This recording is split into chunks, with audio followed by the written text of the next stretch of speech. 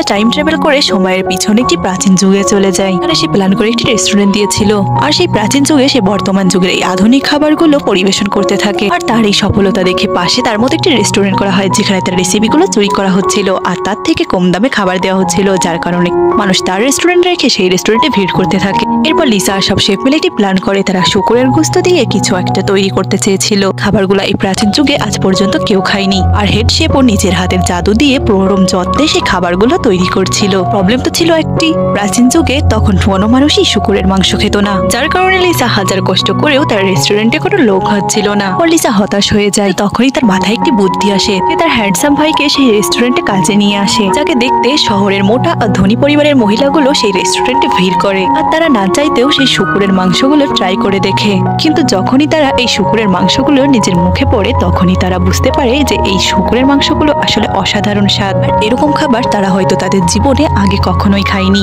তখন আস্তে আস্তে রেস্টুরেন্টের বাইরে অনেক লোকের ভিড় হয়, আর তারাও একবার এই শুকরের মাংস টেস্ট করার জন্য কৌতূহলী হয়ে পড়ে। এরপর তারাও একে একে লিসার রেস্টুরেন্টে ভিড় করতে থাকে, আর আস্তে আস্তে এই শুকরের রেসিপিটা জনপ্রিয় হয়ে ওঠে। আর হ্যাঁ, এমন ভিডিও আরো পেতে চ্যানেলটি সাবস্ক্রাইব করো।